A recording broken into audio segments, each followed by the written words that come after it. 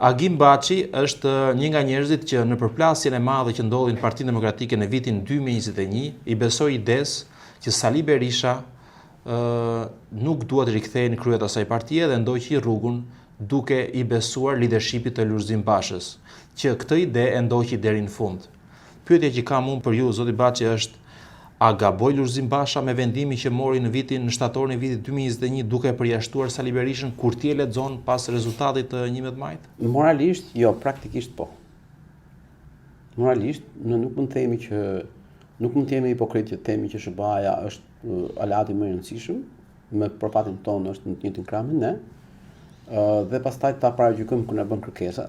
Do të thënë, pra moralisht, besoj që mori një vendim në parim të drejtë. Pse them të drejtë? Sot Partia Demokratike kërkon mbështetje nga SBA-ja për t'i dhënë të drejtë asaj masakrës elektorale. Pra, sipas ka pas gabim Basha kur pranonte një kërkesë nga SBA-ja, ndërkohë që sot Partia Demokratike zyrtarisht zoti Berisha dhe gjithë leadershipi që është, po kërkon nga SBA-ja një mbështetje për të dhënë të drejtë për këtë gjë. Pra, nuk mund të jemi me dy standarde. Një herë të na pëlqejë çfarë na thotë SBA-ja dhe një herë mos na pëlqejë çfarë na thotë SBA-ja. Po ku gaboj teknikisht? Gaboj teknikisht sepse vetë zoti Basha duhet të kuptonte që kishte marrë një parti më shumë të dhuruar nga Berisha se sa të fituar. Me një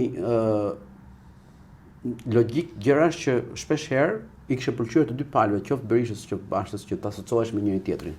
Pra nuk e kishin kundërshtuar as Basha praninë e Berishës në vendimarrjen e tij dhe as Berisha kur shpesh asociohej. Dhe po të kemi parasysh, po të them kokën pas.